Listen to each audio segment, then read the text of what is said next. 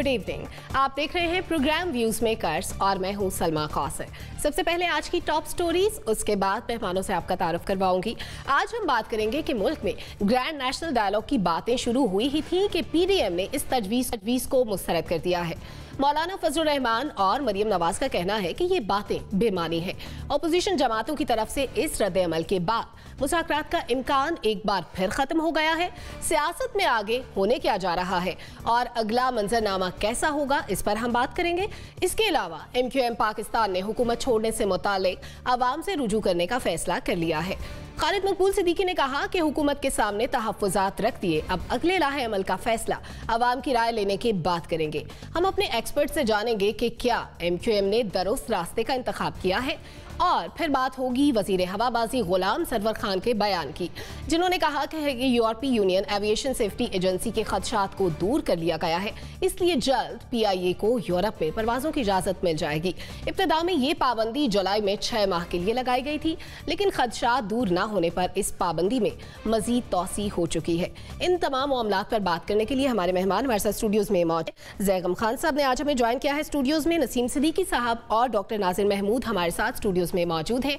तमाम मुअज़्ज़िज़ मेहमानों का शुक्रिया। इसके अलावा वीडियो लिंक पर हमें ज्वाइन कर रहे हैं lieutenant general retired Amjad Shoaib साहब और मुज़म्मिल सोहरवर्दी भी आज के हमारे इस प्रोग्राम में शामिल होंगे। बहुत शुक्रिया तमाम मुअज़्ज़िज़ मेहमानों ने हमारे प्रोग्राम के लिए वक्त निकाला। सबसे पहले पहली स्टोरी की जानिब आएंगे।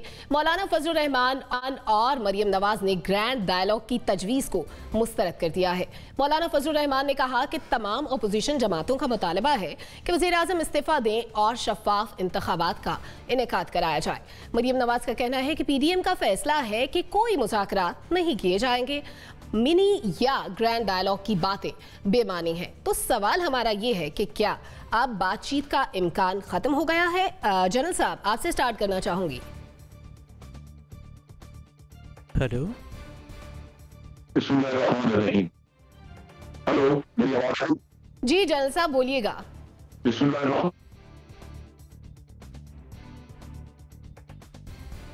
जनरल साहब आपकी जानिब दोबारा आती हूँ ऑडियो का कोई। जैगम खान साहब, आपको क्या लगता है कि क्या अब बातचीत के रास्ते बंद होने जा रहे हैं?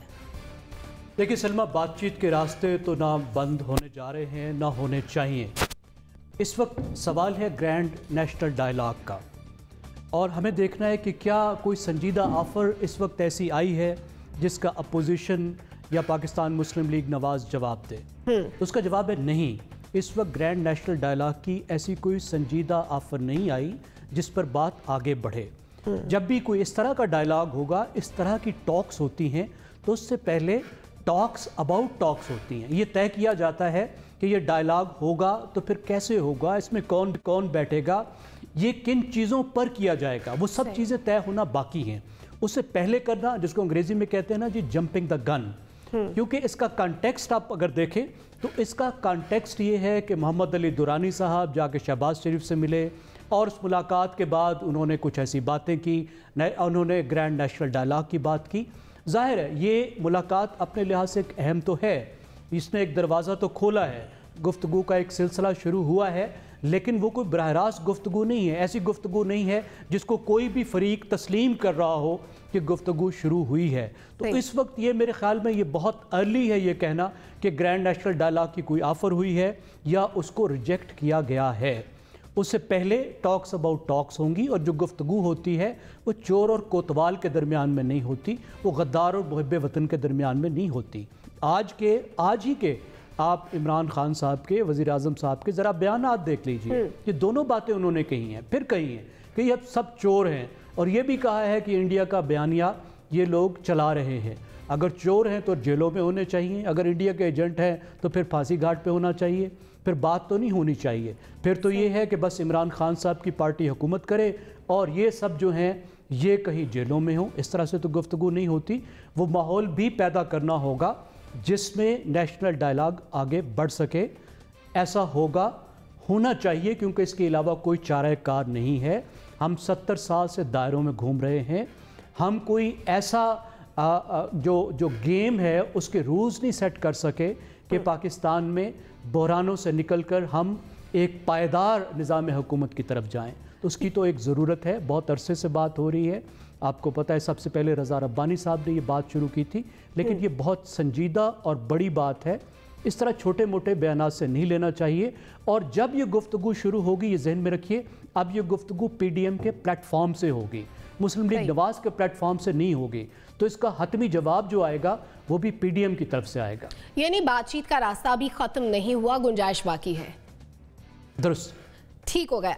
जनरल साहब, जमहूरियत में बातचीत की गुंजाइश तो हमेशा रहती है, क्या आप समझते हैं कि इस मामले में बातचीत का इम्कान बाकी है या खत्म हो गया? बिस्मिल्लाहिर्रहमानिर्रहीम। क्योंकि गुंजाइश तो रहती है, और जैसे जमीन भी बात कर रहे थे, जरूरत भी है कि आप एक अफाम तफहीम का रास्ता इख्तियार करें, नेशनल डायलॉग हो। लेकिन जो आज पोजीशन नजर आती हैं, जिस तरह इमरान खान ने पोजीशन ली हुई है, जो उनके बयानात हैं, और जो PDM की तरफ से जो इस्तीफा स्टेट मांगा जा रहा है, उसमें मुझे वो बुनियाद नजर नहीं आती, वो एजेंडा नजर नहीं आता, वो कॉमन ग्राउंड नजर नहीं आती जिसके तो बात की जा सके। तो ये एक डेडलॉक की सिचुएशन जनरल साहब, आपका ये नजर आए कि दोनों ही मुखलिस हैं और मुल्क के लिए काम करना चाहते हैं। ठीक, यानी आपका भी इन शॉर्ट कहना यह है कि बातचीत की गुंजाइश रहती है। बहुत माजरत कता कलामी के लिए जनरल साहब, आपकी ऑडियो में कुछ प्रॉब्लम है, आपका मौक़िफ़ दोबारा भी जानेंगे। मुजम्मिल साहब और वर्दी साहब भी हमारे साथ मौजूद हैं। मुजम्मिल साहब, आपको क्या लगता है, क्या बातचीत के रास्ते भी खुले हैं? किसकी किस से बातचीत के रास्ते खुले हैं और किसकी किस से बातचीत के रास्ते बंद हैं? कौन किस से डायलॉग कर सकेगा और कौन किस से डायलॉग नहीं कर सकता? वैसे तो आप देखें कि इमरान खान के बयानात पर गौर कम किया करें और उनके अमल पर गौर ज़्यादा किया करें, क्योंकि पॉलिसी और पोस्चर का बहुत फ़र्क है हुकूमत की। पोस्चर तो ये है कि हम छोड़ेंगे नहीं, और पॉलिसी ये है कि शाहिद खाकान अब्बासी के रेफरेंस पेंडिंग है और जेस्चर ऑफ गुडविल के तौर पे उनका नाम ECL से निकाल दिया गया है। पोस्चर तो ये है कि किसी करप्शन में मुलव्वस आदमी के प्रोडक्शन ऑर्डर भी जारी नहीं किए जाएंगे, और पॉलिसी ये है कि हमजा शहबाज के प्रोडक्शन ऑर्डर भी जारी किए जा रहे हैं, और जेलों में VIP मुलाकातें भी ट्रैक 2 के लिए हो रही हैं। लिहाजा गवर्नमेंट की पॉलिसी और पोस्चर में फ़र्क जो है वो बहुत वाज़ेह है। पोस्चर जो इमरान खान ने रखा हुआ है वो हम जैसे लोगों के लिए रखा हुआ है ताकि हम उसी की तरफ देखते रहें, और पॉलिसी किसी और चीज़ के लिए रखी हुई है ताकि दूसरी तरफ काम जारी भी रह सके। लिहाजा मैं समझता हूँ कि CBM फॉर अ डायलॉग तो इमरान खान ने करने शुरू किए हैं, रिट्रीट शुरू किया है, उन्होंने एक कदम पीछे हटना शुरू किया है, और वो डायलॉग के लिए कोई फ़ज़ा साजगार करना चाहते हैं। ठीक, अब ये साजगार होगी, मैं समझता हूँ इमरान खान साहब से इन तमाम चीज़ों के बावजूद भी डायलॉग मुमकिन नहीं हो सकेगा पॉलिटिकल फोर्सेस का, क्योंकि शायद पॉलिटिकल फोर्सेस ये नहीं समझती कि इमरान खान अपने तौर पे अपनी गवर्नमेंट को सरवाइव करवा सकते हैं सेलेक्टर्स की मदद के बगैर। उनका ख्याल है कि अगर सेलेक्टर्स की मदद ख़त्म हो जाए तो 24 घंटे में इमरान खान साहब पॉलिटिकली फॉल डाउन कर जाएंगे। तो लिहाजा गुफ्तगू की ज़रूरत नहीं है, गुफ्तगू तो सेलेक्टर्स से करनी है कि इनके पीछे से हट जाएँ। तो MQM, Chaudhry, Mengal, functional league सब टूटे पड़े हैं, शरादा बिखर जाएगा। लेकिन किसी ने इन सब को बांधा हुआ है, जिसने बांधा हुआ है डायलॉग तो उनसे होगा जिन्होंने बांधा हुआ है। अब डायलॉग कभी इत्तफाक से तो शुरू होता नहीं, इख्तलाफ से शुरू होता है, और इख्तलाफ ही जो है वो डायलॉग की इब्तिदा है। हमें नज़र आ रहा है इख्तलाफ, और ये इख्तलाफ वो आपस में गुफ्तगू में इजहार कर रहे हैं, कोई मिलके कर रहा है, कोई बयानात से कर रहा है। लेकिन मैं समझता हूँ कि एक डायलॉग शुरू हो गया है, कोई कह रहा है बात नहीं करनी, कोई कह रहा है बात करनी है, बिहाइंड द डोर्स भी बात जारी है और ओपन द डोर्स भी बात जारी है।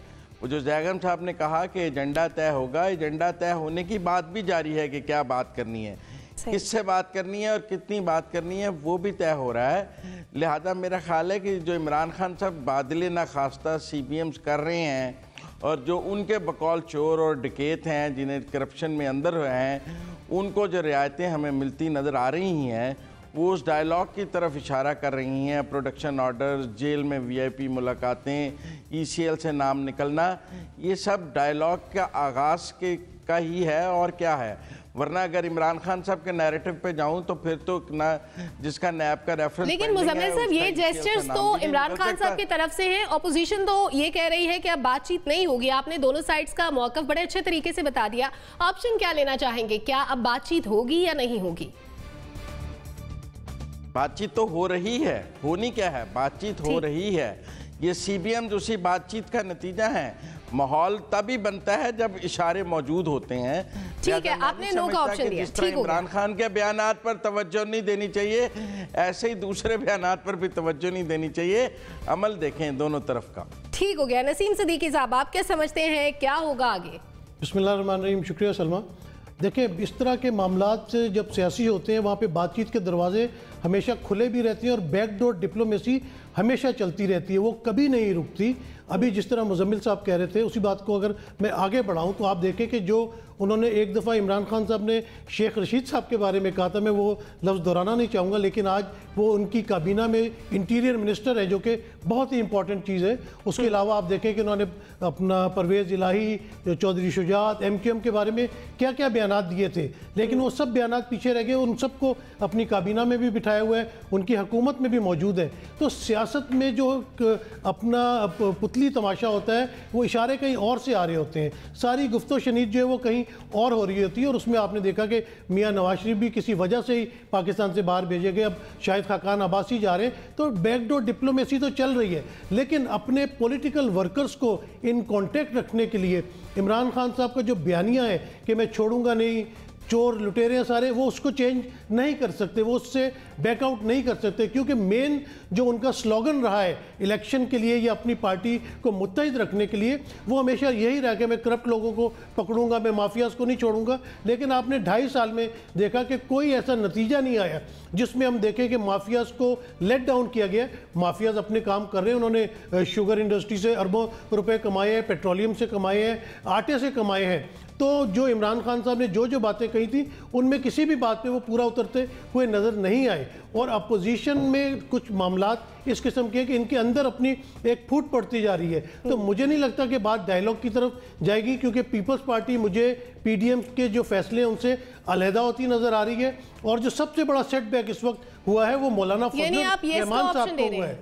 जी, आप ये इसका ऑप्शन ले रहे हैं कि अब बातचीत नहीं होगी, मज़ीद बातचीत नहीं होगी, कोई इसका रिजल्ट PDM के प्लेटफॉर्म से कोई रिजल्ट नहीं आएगा। ठीक है, डॉक्टर नाजिर महमूद साहब, आप क्या समझते हैं बातचीत किस तरह से आगे बढ़ेगी? अगर बातचीत नहीं होगी तो PDM और गवर्नमेंट का ताल्लुक कैसा देखते हैं आप फ्यूचर में? जी, आपके सवाल का तो जवाब है कि नहीं, इम्कानात ख़त्म नहीं हुए। सही। और मैं ये क्यों कह रहा हूँ कि इम्कान क्यों ख़त्म नहीं हुए, इसलिए कि बातचीत के ज़रिए ही इस डेडलॉक का कोई ना कोई नतीजा निकल सकता है। हम माजी की 1-2 मिसालें देखते हैं कि जब भी हम किसी बंद गली में गए हैं तो उसको ख़ात्मे के लिए कहीं ना कहीं, बेशक 2 फरीक जो हैं वो आपस में एक दूसरे से मुत्तफिक हो या ना हो, बेशक वो एक दूसरे को अपना दुश्मन समझते हों, लेकिन उस बंद गली से निकलने का रास्ता गुफ्तो शनीद के ज़रिए ही निकाला जाता है। कहते हैं ना कि सियासत के बारे में कहा जाता है कि politics is the art of the possible, कि क्या चीज़ पॉसिबल है, क्या मुमकिन है। जब आप बातचीत नहीं करते तो आप सारे इम्कानात को ख़त्म कर देते हैं। तो खादिम रिजवी का धरना था, बड़ी ख़राब सूरत हाल थी, कुछ ना कुछ बातचीत करके ही ख़त्म किया गया। उससे पहले ताहिरुल कादरी आए थे, उसमें भी कुछ ना कुछ बातचीत की गई।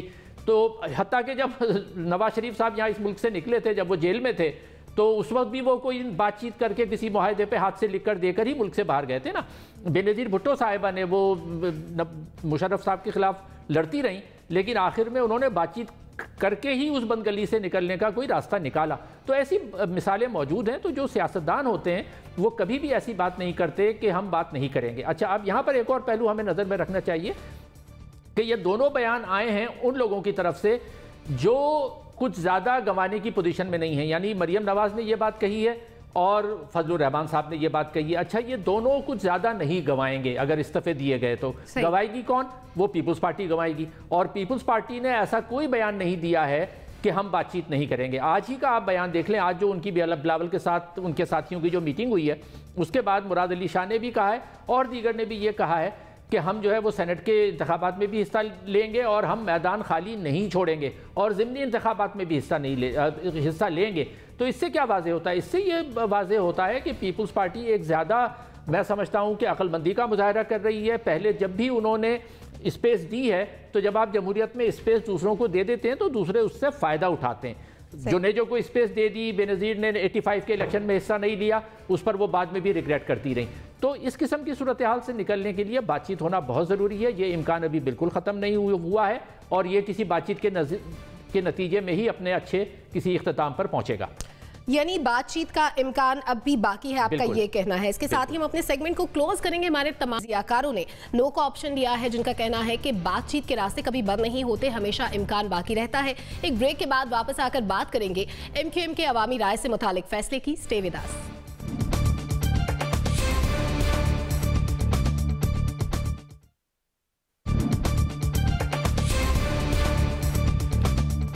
Welcome back. Muttahida Qaumi Movement Pakistan ने हुकूमत छोड़ने से मुतालिक आवाम से रुजू करने का फैसला कर लिया है। MQM के कन्वीनर डॉक्टर खालिद मकबूल सिद्दीकी का कहना है कि हुकूमत के सामने तहफ़्फ़ुज़ात और लाहे अमल रख दिया, आवाम के पास जाकर अगले लाहे अमल की राय लेंगे और फिर फैसला करेंगे। तो हमारा सवाल अपने तज्ज़ियाकारों से ये है कि क्या MQM ने दुरुस्त रास्ता इख्तियार किया है? जनरल साहब, आपको क्या लगता है कि MQM का जमहूर के पास जाने का ये फैसला दुरुस्त है? देखिए, बात यह है कि जमहूर के पास जाना तो हमेशा ही एक दुरुस्त फैसला है, राइट है, लेकिन इनका तरीकाकार होगा क्या? आप इलेक्शन में जाते हैं, वो तो एक राय देने का बड़ा मुस्तनद जरिया आपके सामने मौजूद होता है कि कोई राय दे देता है और आपको उसकी वजह से आपको पोजीशन मिल जाती है, आप इलेक्ट हो जाते हैं। वो तो राय देने का, इसमें राय देने का जरिया क्या होगा आवाम के पास, वो कैसे जाएंगे? तो ये एक मैं समझता हूँ कि एक उन्होंने रास्ता निकाला है अपना आगे मजीद वक्त लेने का और अवाम के पास जाने का। अगर ये इसी तरह जलसा तकरीरें करें और उसमें लगे रहें तो मेरा नहीं ख्याल कि ये सीरियस है इस मामले में, वरना तो फैसले बाकी के ये खुद ही करते हैं। और अगर इन्होंने वाकई हुकूमत छोड़नी हो तो बड़ी आसानी है, ये जिस तरह फैसले पहले खुद करते हैं उसी तरह ये कर सकते हैं। इनकी एक कमेटी बैठ जाती है, वो बादराबाद में सारे इकट्ठे होकर तो वहाँ फैसला करते हैं। अगर वो रास्ता नहीं इख्तियार कर रहे तो आवाम में जाने का, इलेक्शनों के अलावा जो रास्ता है वो यही है, टाइम गुजारने का। तो मेरा नहीं ख्याल कि इन्होंने कोई दुरुस्त फैसला किया है। नहीं, आप समझते हैं कि ये फैसला दुरुस्त नहीं है। डॉक्टर नाजिर महमूद, आप क्या समझते हैं, MQM का ये अमल कैसा है? जी बिल्कुल दुरुस्त नहीं है। मेरा जवाब नहीं में है, इसलिए कि ये जैसे भी जनरल साहब ने भी कहा कि बज़ाहिर तो ये बात अच्छी लगती है कि जी जमहूर से के पास जाना चाहिए, लेकिन इनका तरीक़ेकार रहा क्या है? इनका तरीक़ेकार ये रहा है कि लोगों को जमा कर लो, जो अल्ताफ़ हुसैन साहब का था। अब तो खैर ये अल्ताफ़ हुसैन से डिसोशिएट होने का दावा करते हैं, लेकिन MQM तो वही है ना। तो वो करते क्या थे? अब वो ये होता ये था कि लोगों को जमा कर लिया, कोई भी मसला है, मसलन फॉर एग्जाम्पल हुकूमत से अलग होना है, पहले भी ऐसा हो चुका है। बेनज़ीर साहब के साहिबा के साथ जब ये थे 88-89 में, तो लोगों को जमा किया, इनको छोड़ना था। आवाम से पूछा कि क्या मैं हुकूमत छोड़ दूँ? लोगों ने कहा छोड़ दो, उन्होंने कहा चलो। तो अब ये तो कोई तरीका नहीं है। तो अगर ये इस तरह से करना चाहते हैं तो ये तरीका बिल्कुल ठीक नहीं है। अच्छा, हमें ये भी देखना चाहिए कि इस तरह के जो फैसले होते हैं उसमें ये अंडरस्टूड होता है कि जो लीडर बात पूछ रहा है उसके जवाब में उसको हाँ ही का जवाब चाहिए, और जो ऑडियंस में लोग मौजूद होते हैं वो भी हाँ में जवाब ही देते हैं। और अगर उसमें MQM की जो रेपुटेशन रही है उसमें अगर कोई गलती से ना कह देगा तो उसका ये मार मार के भुरकस निकाल देंगे, और ये होता रहा है। यानी हत्ता के जिस ज़माने में अल्ताफ़ हुसैन साहब कहा करते थे कि जी असला खरीदो, उस वक्त भी आवाम से पूछ लेते थे कि खरीदोगे, लोग कहते थे खरीदेंगे, और जो कहता था नहीं तो उसको मारते थे। तो अब ये सारा अगर जिस जमात का ये बैकग्राउंड रहा हो, इस जमात ने बड़ा मनफी रोल पाकिस्तान की सियासत में प्ले किया है और अभी तक ये कर रही है। और वो किस तरह से कर रही है देखें, सबसे बड़ी गलती ये करते रहे, वो सारा ये दावा करते रहें कि जी हम अपने अवाम की मर्जी से करते रहे। वो यही था कि इन्होंने अपने आप को मकामी सियासत से जोड़े नहीं रखा। यानी जिस सूबे में ये रह रहे थे उस सूबे के अवाम के मफादात के साथ ये जुड़े नहीं रहे, बल्कि हम पूरी तारीख इनकी जो 40-45 साल की है इनमें मुख्तलिफ आमिरों के इशारे पर, पहले जनरल ज़ियाउल हक के इशारे पर, बाद में जनरल मुशर्रफ के इशारे पर इन्होंने अवामी मफादात के ख़िलाफ़ काम किया है और बीच में भी करते रहे, जिसके इन्होंने नुकसानात भी उठाए हैं। यानी पहले ये नवाज शरीफ के साथ हो गए, उसके बाद खुद नवाज शरीफ की गवर्नमेंट में इनके खिलाफ शदीद किस्म का ऑपरेशन किया गया और इनके रहनुमा को यहाँ से भागना पड़ा और वो फिर अभी 30 साल से मुल्क से बाहर हैं और आएंगे भी नहीं। तो इस तरह की ये हरकतें कर करके ये दावा तो ये करते रहे कि जी हम आवाम की मर्जी से फैसला कर रहे हैं, लेकिन जिस तरीके से ये करते रहे वो उसने इंतहाई गलत रोल प्ले किया है और उसके नुकसानात न सिर्फ सिंध को बल्कि पूरे पाकिस्तान को हुए। यानी ये सिर्फ पब्लिसिटी स्टंट के अलावा कुछ नहीं है। ठीक हो गया। ज़ैगम खान साहब, आपका क्या तज्जिया है इस पर? अगर MQM किसी का पैगाम हुकूमत को नहीं दे रही तो फिर इस बयान का कोई मतलब नहीं और MQM इसी तनख्वाह पे काम करती रहेगी। देखिए 1988 में पहली बार MQM एक कोalition गवर्नमेंट का हिस्सा बनी थी मोहतरमा बेनज़ीर भुट्टो की हुकूमत में। वो दिन और आज का दिन 32 साल हो गए। MQM कोalition गवर्नमेंट की एक्सपर्ट रही है, ख़ास तौर पर ऐसी हुकूमत जिसके पास अक्सरियत ना हो जैसा कि मौजूदा हुकूमत है। आपको मालूम है ये हुकूमत सिर्फ 6 वोटों पर खड़ी हुई है और 7 वोट MQM के हैं। आप अंदाज़ा लगाइए, कल ये हुकूमत गिरा सकते हैं। फिर देखिए कि इतनी ताकत के बावजूद कितने बेख्तियार हैं ये बेचारे। पसंद की वजारतें भी नहीं मिली, कोई इनकी बात भी नहीं सुनता, कोई फंड्स भी नहीं मिले, तो इतना अख्तियार भी है और इतनी मजबूरी भी है। कोलिशन में रहते हुए जो इनके तरीक़े कार हुआ करते थे, जिस तरीके से इसको कहते हैं they used to punch above their weight, यानी 7 अगर मेंबर होते थे तो 70 की कुव्वत के साथ ये घौंसा मारा करते थे, ख़ास तौर पे ऐसी हुकूमत में। फिर आपको फिर पता है, तो अभी तो ऐसा कुछ नज़र नहीं आ रहा। और आज ही मुस्तफ़ा कमाल साहब ने कहा है कि खालिद मकबूल सिद्दीकी साहब की फ़ाइल खुली हुई है, उन पर जो है GIT में उनका नाम है, तो खालिद मकबूल सिद्दीकी साहब बस बयान देंगे, इससे आगे कुछ नहीं करेंगे। लेकिन MQM की एक और सियासी मजबूरी है। सियासी मजबूरी ये है कि उन्होंने वोटरों के पास वापस जाना है।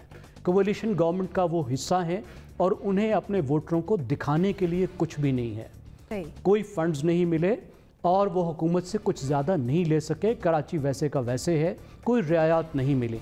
तो इस सूरत हाल में कम से कम पोस्चरिंग करना तो उनके लिए ज़रूरी है, अपने वोटर्स को ये दिखाना तो ज़रूरी है कि देखें हम तो बहुत शोर मचाते रहे लेकिन कुछ नहीं हुआ, तो क्या कर सकते हैं। सही। तो ज़ैगम खान साहब, आपका ऑप्शन हम यस समझें? जी ठीक हो गया। नसीम सिद्दीकी साहब, सेनेट इलेक्शन करीब आ रहे हैं, MQM कहती है अवाम के पास जाएंगे, क्या समझे अवाम? सलमा, देखिए MQM ने हमेशा ब्लैकमेलिंग की जो है वो पॉलिटिक्स की है। बेशक उसमें जो इनके पुराने कायदे मुत्तहदा थे वो थे या अब मौजूद हैं, इनको अपोजिशन में ये कभी भी नहीं बैठे, ये हमेशा हुकूमतों के साथ रहे हैं। लेकिन अगर आप देखें कराची को सबसे ज़्यादा तबाह करने में MQM का ही हाथ है। जब से MQM कराची में मार्ज़े वजूद में आई है उसके बाद से आपने देख लिया कराची का क्या हो लगी। असल में बात यह है कि पिछले दिनों एक सर्वे हुआ था जिसमें यह आया कि MQM के वोटर्स और उनके चाहने वालों की बहुत बड़ी तादाद में कमी आ गई है। तो उसके बाद इन्होंने फैसला किया कि हमें कोई बयान इस किस्म का दागना चाहिए, क्योंकि मौका और मुनासबत देखते हुए कि PDM जो है वो हुकूमत को टफ टाइम दे रही है, तो चलो हम भी इसमें अपना थोड़ा सा हिस्सा डाल लेते हैं। तो ये सिर्फ बयान की हद तक है। सेनेट के इलेक्शन आने वाले हैं, सेनेट के इलेक्शन तमाम जमातें लड़ेंगी, कोई इस्तीफे नहीं आएंगे। आप देखिएगा उसमें मुस्लिम लीग नून भी पार्टिसिपेट करेगी, पीपल्स पार्टी भी करेगी, MQM भी करेगी। तो इस वक्त मौजूदा वक्त में MQM ने जो बयान दिया है वो पॉइंट स्कोरिंग करने के अलावा और कुछ भी नहीं है, क्योंकि अगर आप पूरी तारीख उठा के देख लें कि जितनी दफ़ा ये बेशक इन्होंने पीपल्स पार्टी के साथ गवर्नमेंट बनाई है या मुस्लिम लीग नून के साथ बनाई है, यही धमकियां देते रहे कि हम इस्तीफे दे देंगे, हम अलग हो जाएंगे, लेकिन ये कभी भी अलग नहीं हुए। इन्होंने अपने मफाद के लिए ज़रूर काम लिए, ज़रूर बेनिफिट्स लिए, लेकिन इन्होंने कराची की आवाम के लिए आज तक कोई ऐसा काम नहीं किया जो कि आप बड़े अपना खुशी के साथ या अच्छे तरीके से बता सके। तो सिर्फ अपने वोटर्स को इंटैक्ट रखने के लिए और उनको बताने के लिए कि भाई हम अपोजिशन वाली सियासत भी कर सकते हैं, तो इसलिए इन्होंने ये बयान दागा है। अदरवाइज़ जो है वो बिल्कुल ना इस्तीफे देंगे और बिल्कुल इसी तनख्वाह पे पहले की तरह जो तजुर्बा है माजी का उसी तरह ये लोग काम करते रहेंगे। यानी आप नो का ऑप्शन लेंगे? जी। मुजम्मिल और वर्दी साहब, आप क्या कहना चाहेंगे? मैं समझता हूँ हालात बदल गए हैं और MQM को भी बदलना है। ये उनके लिए डू एंड डाई का मामला है। इस हुकूमत में रहना उनके लिए जहर कातिल की तरह है और एक मीठा जहर है जो वो पीते जा रहे हैं और पीते जा रहे हैं और बिलाखिर मौत उनकी यकीनी है। कहते मैं नहीं समझता कि इसमें इस वक्त MQM के पास इस हुकूमत से अलहदगी या अपोजिशन में जाने के अलावा कोई ऑप्शन है सियासी तौर पे। ठीक है, वो बहुत मजबूर हैं, उनकी फ़ाइलें भी खुली हुई हैं, उनको रिमोट कंट्रोल से चलाया भी जाता रहा है पिछले 30-40 साल। दोस्त कहते हैं वो ब्लैकमेलिंग की सियासत करते हैं। मैं उनकी सिंध में कब वज़ीर आला आया है कि वो कराची के ऊपर पूरी तरह बाख्तियार हो सकते? उनका कब मेरा मतलब प्राइम मिनिस्टर आया है कि वो सारे फंड्स का रुख कराची की तरफ मोड़ सकते हैं जैसे लाहौर की तरफ मोड़ा गया है? इसलिए मैं समझता हूँ कि वो कोलिशन पार्टनर रहे हैं और कोलिशन पार्टनर में उन्होंने अपनी जैसी भी सियासत की है वो हमारे सामने है, लेकिन मुकम्मल इख्तियार तो उन्हें सिंध और कराची के हवाले से मुकम्मल कभी नहीं मिला। और इस वक्त भी इमरान खान भी उन्हें कराची की हद तक किसी तरह भी शामिल गुफ्तगू या शामिल इक़्तिदार करने के लिए तैयार नहीं है, बल्कि इमरान खान साहब का ख्याल है जितना कराची में काम हो रहा है उसमें उनको इतना माइनस रखा जाए ताकि आगे वोट सारे तहरीक इंसाफ को मिल सकें और MQM का सफाया हो सके। और जब आपका कोलिशन पार्टनर आपका सफाया करना चाहता हो तो क्या आपको उसके कोलिशन में साथ रहना चाहिए? मेरे ख्याल में या जो आम फहम कॉमन सेंस की अकल कहती है एनफ हो गया है MQM के साथ। और मेरे ख्याल में MQM के पास हाँ माहौल का और वक्त का ज़रूर वो इंतज़ार कर रहे हैं। सियासत में टाइमिंग ही सबसे अहम चीज़ है, बग़ैर टाइमिंग के तो अच्छा कदम भी बुरा हो जाता है और बुरी टाइमिंग पर बुरा कदम भी, अच्छी टाइमिंग पर बुरा कदम भी अच्छा हो जाता है। तो टाइमिंग वही होगी उनकी भी निकलने की, जब सब निकलेंगे बाहर। उस वक्त जब इमरान खान साहब को सियासी तन्हाई नज़र आएगी तो उसमें MQM और काफ लीग और दीगर इत्तेहादियों की तन्हाई भी आपको नज़र आएगी। ये मोहम्मद अली दुरानी साहब जो फिर रहे हैं वो भी तो हुकूमती इत्तेहादी हैं, पीर पगाड़ा साहब जो चॉइस साहब प्रोडक्शन ऑर्डर जारी कर रहे हैं वो भी तो हुकूमती इत्तेहादी हैं। तो सब हुकूमती इत्तेहादी नज़र बदल रहे हैं। तो ऐसे में MQM को आप कितनी देर दबा के साथ रख सकते हैं? किसी वक्त इंसान जेलें भी तोड़ता है और हथकड़ियाँ भी तोड़ता है। मेरे ख्याल है MQM के लिए वो वक्त आ गया है। यानी MQM ने सही वक्त पर सही फैसला किया, आप ये कहना चाहते हैं? ठीक है, आपका पॉइंट आ गया मुजम्मिल सोहरावर्दी साहब। हमारे 3 तजियाकारों ने, ठीक है, 3 तजियाकारों ने नो का ऑप्शन दिया और 2 ने येस का ऑप्शन दिया। इसके साथ ही हम सेगमेंट को क्लोज करेंगे, एक ब्रेक पर जाएंगे और ब्रेक आकर हम बात करेंगे वजीर हवाबाजी गुलाम सरवर खान के बयान की। स्टे विद अस।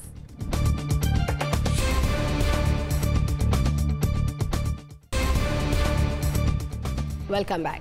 वजीर हवाबाजी गुलाम सरवर खान ने दावा किया है कि PIA पर यूरोपीय पाबंदी जल्द खत्म हो जाने का इम्कान है। उन्होंने कहा कि लाइसेंसेस से मुतालिक सेफ्टी एजेंसी के बेशतर खदशात को दूर कर लिया गया है। जुलाई में PIA की परवाजों पर 6 माह के लिए पाबंदी आयद की गई थी, जिसमें बाद में तौसीब भी कर दी गई थी। तो हम अपने एक्सपर्ट से जानेंगे कि जो पाबंदी खत्म होने से मुतालिक वजीर हवाबाजी का बयान है, क्या ऐसा होता दिखाई दे रहा है? नसीम सिद्दीकी साहब। जी बिल्कुल, इसमें इन्होंने बिल्कुल सही कहा कि जल्द अज जल्द ख़त्म हो जाएगी। असल में गलती जो है वो हमारे जो वज़ीर हवाबाजी सरवर खान इन्हीं की थी कि इन्होंने जब हमारे पायलट्स के बारे में अपना पार्लियामेंट में खड़े होकर एक बयान दे दिया था जाली लाइसेंसों के हवाले से, तो वो एक बहुत बड़ा इशू बन गया था। इनको पहले ही चाहिए था कि उस मामले को ये अपने तौर पे अपनी इंक्वायरीज़ के ज़रिए सॉर्ट आउट करते, इसको इतना ओपन नहीं करना चाहिए था। क्योंकि डेफिनेटली वहाँ पे अगर आप देखें यूरोपीय यूनियन में या बाहर के जो दूसरे ममालिक भी हैं, वहाँ पे जो पर्सनल सेफ्टी होती है उसका बहुत ज़्यादा ख्याल रखा जाता है। जब आप उनको ये बताएंगे कि आपके पायलट्स के पास जाली डिग्री है, तो वो किसी भी सूरत ये नहीं इजाज़त दे सकते थे कि उनकी फ़िज़ाओं में, उनकी हवाओं में ऐसे पायलट आए जिनके लाइसेंस जाली है। तो इस बात को क्लियर करते करते ये लोग कोशिश बड़ी कर रहे हैं। इन्होंने उनके काफ़ी क्लैरिफिकेशंस भी दिए, काफ़ी चीज़ें क्लियर भी किए। तो उसके बाद उम्मीद ये पैदा हो रही है कि आने वाले वक्तों में जो है वो PIA की परवाज़ें यूरोप के लिए दोबारा शुरू हो जाएंगी, क्योंकि यूरोप पाकिस्तान के लिए भी एक बहुत बड़ा सेक्टर है। डेली बेसिस पे London, Birmingham, Manchester regular flights जाती थी, उसके अलावा यूरोप के बाकी ममालिक में भी जाती थी, जिसकी वजह से PIA को एक बहुत बड़ा नुकसान हुआ है। क्योंकि आपने देखा कि जब कोविड की पहली लहर आई थी तो PIA को स्पेशल फ़्लाइट्स उड़ाने की इजाज़त थी। उस वक्त PIA को बहुत रेवेन्यू भी मिल रहा था। तो बहुत ही गलत मौके के ऊपर जो है वह वज़ीर हवाबाजी ने बयान दिया था, जिससे पाकिस्तान की मईशत को भी बहुत बड़ा नुकसान पहुंचा और PIA को भी बहुत नुकसान पहुंचा। लेकिन आने वाले वक्तों में बिल्कुल हम उम्मीद कर सकते हैं कि PIA की फ़्लाइट्स यूरोप और इंग्लैंड वगैरह के लिए दोबारा शुरू हो। यानी आप येस का ऑप्शन लेंगे। जनरल साहब, क्या हमारे सेफ्टी मेजर्स अब इस काबिल हो चुके हैं कि ऐसा हो जाए, पाकिस्तान से पाबंदी खत्म हो जाए? देखिए, बात यह है कि ये कोई ऐसी अनहोनी चीज नहीं। यही एयरलाइन बहुत पहले या जब भी आप ऑपरेट करती रही तो बेहतरीन एयरलाइन थी, सब कुछ जानते हैं ये लोग। सिर्फ वक्त के साथ साथ कुछ सियासी इन्फ्लुएंस, कुछ वैसे गलतियां। अब ये है कि जो इनके ऊपर एतराज़ात लगाए गए थे वो एक स्पेसिफिक रिपोर्ट है जिसमें कि उन्होंने पॉइंट्स दिए हुए हैं कि ये क्या क्या चीजें हैं जो कि जिनकी वजह से वो आपको यहाँ से पाबंदी लगा रहे हैं। अब अगर तो वो सारे एक्शन हो, जो बज़ाहिर ये कहा जा रहा है कि हर नुक्ते पे पूरी तरह एक्शन हो गया है और हम उनको सेटिस्फाई कर सकते हैं, तो तवक्को तो है कि ये अगर उन पे सब पे एक्शन हो चुका है तो फिर तो इन पे पाबंदी हट जानी चाहिए। और मेरा ख्याल है कि इनकी कोशिश भी यही होगी, क्योंकि ये इतना बड़ा सेक्टर छोड़ के एयरलाइन को प्रॉफिटेबल रखना बड़ा मुश्किल होगा इनके लिए।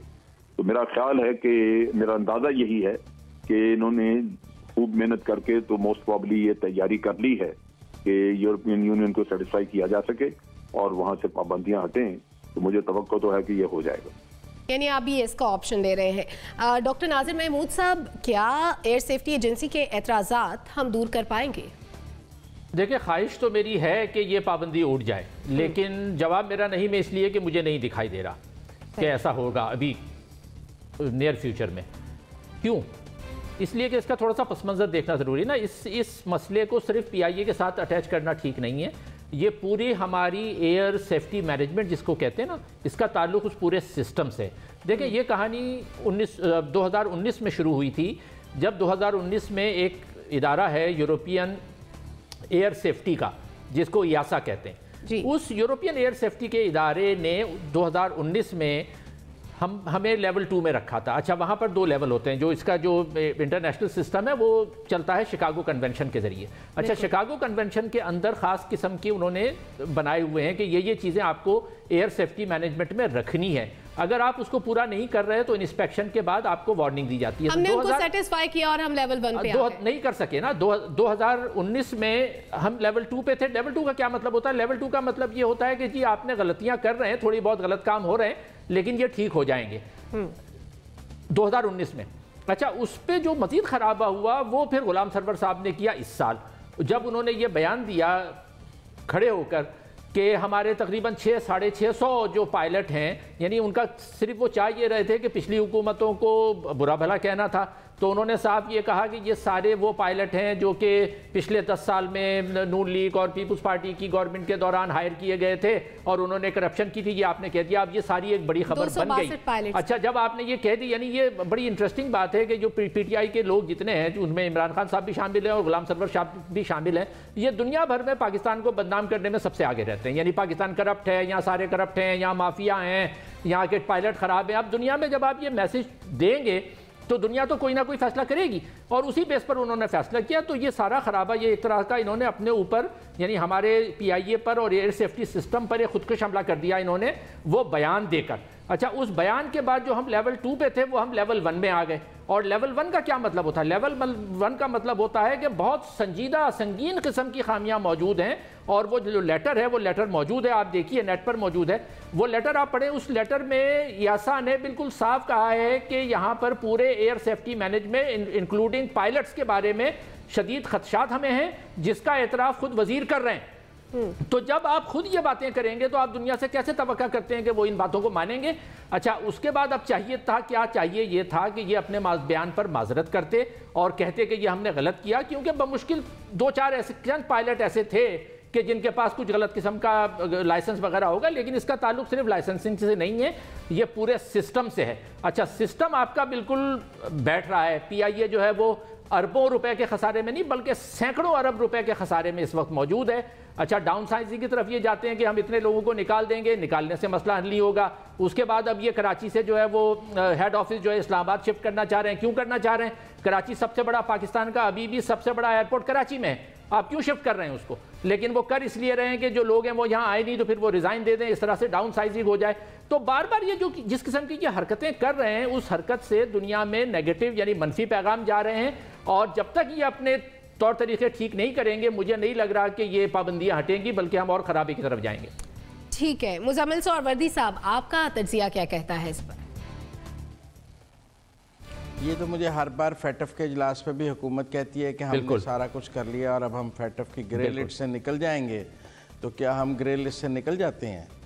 देखें, सवाल ये है कि हम इस हुकूमत ने, मेरे सारे दोस्तों ने कहा कि वज़ीर हवाबाजी ने हमें मरवा दिया। आवाज़ खल्क नकारा खुदा होती है। बच्चा बच्चा कह रहा है वज़ीर हवाबाजी ने मरवा दिया है। अब हम ये उम्मीद लेके बैठे हैं कि यही वज़ीर हवाबाजी हमें फिर उसमें से निकलवा भी लेंगे। और इस हुकूमत को तो 7 खून माफ़ हैं, ये PIA डबोलें जो मर्ज़ी कर लें, इन पर तो ना कोई नैब एक्शन ले सकती है, ना सुप्रीम कोर्ट का सू मोटो हो सकता है, ना कुछ हो सकता है। लेकिन बहरहाल ये बहुत बड़ा पाकिस्तान की साख के साथ, पाकिस्तान की एयरलाइन के साथ इन्होंने बहुत बड़ा स्कैम किया है, ये एक स्कैंडल किया है। इसको तबाह करने की एक और रविश की है, जो ये पायलट्स वाली बात फ्लोर ऑफ द हाउस पे की, फिर उसे इंटरनेशनली पाकिस्तान को तबाह करने की कोशिश की एयर इंडस्ट्री में। लेकिन मुझे उम्मीद नहीं है, मुझे लगता है कि अब हम चूँकि उनके काबू आ गए हैं यूरोपियंस के, तो वो हमें मज़ीद रगड़ा देंगे, जैसे फैटफ में दे रहे हैं, जैसे बाकी और जगह दे रहे हैं। तो ये इसका सारा ताल्लुक एयर सेफ्टी से नहीं है, कुछ डिप्लोमेसी से भी है और कुछ हमारे दुनिया के साथ सफारती ताल्लुकात से भी है। जैसे कि हमने UAE में देखा कि सबसे ज़्यादा कोरोना तो भारत में है, लेकिन लिस्ट में हम हैं। तो इसलिए मेरे ख़्याल में इस गवर्नमेंट की फ़ॉरेन डिप्लोमेसी को इतनी अच्छी नहीं है कि ये हमें किसी भी ऐसी मुश्किल से निकाल सके। जब तक हम अपनी फ़ॉरेन पॉलिसी ठीक नहीं करेंगे, ऐसी जगहों से निकलना मुश्किल नज़र आता है। ठीक है ज़ैगम खान साहब, क्या हमारी डिप्लोमेसी और हमारे जो सेफ्टी मेजर्स हैं वो इन फ्यूचर आपको ठीक होते दिखाई देते हैं?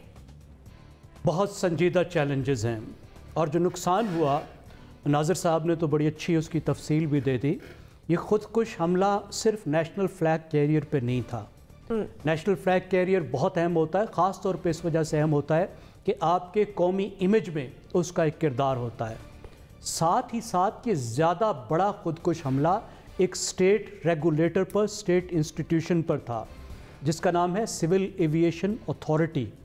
आप ये देखिए कि वज़ीर मौसूफ़ ने यह फरमाया कि पाकिस्तान में 860 में से 260 यानी 30% जो पायलट हैं वो इम्प्रॉपर या फेक लाइसेंसेस पर जहाज़ उड़ा रहे हैं। ये इल्ज़ाम सिर्फ पायलट्स पर तो नहीं था, ये इल्ज़ाम सिर्फ PIA पर भी नहीं था। आखिर किसी ने उनको इम्प्रॉपर और फेक लाइसेंसेस दिए थे ना। True. और किसी ने PIA की निगरानी करनी थी और ये यकीनी बनाना था कि PIA में ऐसे पायलट जहाज़ ना उड़ा रहे हों, क्योंकि एयरलाइंस कोई ये बस तो नहीं है। बस में भी अगर आपको ड्राइवर जा रहा होता है तो उसको ट्रैफिक वाला रोक के उसका लाइसेंस चेक करता है। ऐसा जहाज़ों में तो नहीं हो सकता कि बग़ैर रेगुलेटर के जिसको आप चाहें, जिसको इजाज़त दे दें, वो जहाज़ उड़ाए। तो इन दोनों इदारों का जो नुकसान हुआ है, देखिए PIA तो अब दिवालिया हो चुकी, आप जितना चाहें उसमें अरबों रुपए डुबोते रहें, मज़ीद सैकड़ों अरब रुपए डुबोते रहें। एक ऐसे मुल्क को जिसमें लोगों की प्राइवेट ट्रांसपोर्ट के लिए चलाने को बसें नहीं हैं, वो सैकड़ों अरब रुपए एक एयरलाइन में डुबोती रहे, बिल्कुल मुनासिब नहीं है। इसको आप दिवालिया डिक्लेयर करके ही बंद कर दें, प्राइवेट इदारों को थोड़ा सा तामुन करें, उनको चलने दें। PIA का तो किस्सा अब बंद हो गया, उसके कॉफिन में तो नेल्स लगा दिए गए। सिविल एविएशन अथॉरिटी के बगैर हमारा गुजारा कोई नहीं है। वो तो जाहिर है अब स्टेट है तो स्टेट के इंस्टीट्यूशंस भी होंगे। अब वो स्पॉटलाइट में आ गई। नाज़र साहब ने बताया कि उसका लेवल उन्होंने 2 से 1 कर दिया। कोई ऐसी अनहोनी नहीं है। जो थर्ड वर्ल्ड के मुल्क हैं उन तमाम के जो इंस्टीट्यूशंस हैं उनमें खामियां होती हैं, फर्स्ट वर्ल्ड में भी होती हैं। बात यह कि जब किसी का ऑडिट खुल जाता है, जब कोई स्पॉटलाइट में आ जाता है, जब किसी की स्क्रूटनी शुरू हो जाती है, तो फिर उसकी खामियां नज़र आनी शुरू हो जाती हैं। और सुहरवर्दी साहब ने भी बड़ा अच्छा इशारा किया कि इस वक्त जो इंटरनेशनल डिप्लोमेटिक एनवायरनमेंट है, जिसमें लोगों को हमारे पेच टाइट करने के लिए बहाने चाहिए, हमें डिप्लोमेटिक इन्फ्लुएंस करने के लिए टूल्स चाहिए, तो उसमें हम खुद उनको पकड़ा रहे हैं कि ये रैंच पकड़ो और हमारे कान मरोड़ो, ये पकड़ो अब पेचकस और हमारे पेच खूब कस दो, जैसा कि पहले उनके पास जो पेचकस है वो कम है। बहुत अफसोस की बात है, जहां तक इंक्वायरी की बात हुई, चंद दिन पहले लाहौर हाई कोर्ट में सिविल एविएशन अथॉरिटी ने बताया कि कोई इंक्वायरी सिरे से बनी ही नहीं। ये हाई कोर्ट में चीफ जस्टिस को सिविल एविएशन अथॉरिटी ने बताया है। आप अपने 2 इदारों पर इतना खौफनाक हमला कर चुके हैं, एक को तबाह कर चुके हैं, दूसरा स्टेट इंस्टीट्यूशन सिविल एविएशन मामूली इदारा नहीं है, इसको पाकिस्तान एयरफोर्स मैनेज करती है। ये कोई ऐसा इदारा नहीं है जो पटवारी चला रहे हों। आपने उसका भी नाम खराब कर दिया और उसको भी इर्रिपेयरेबल डैमेज कर दिया।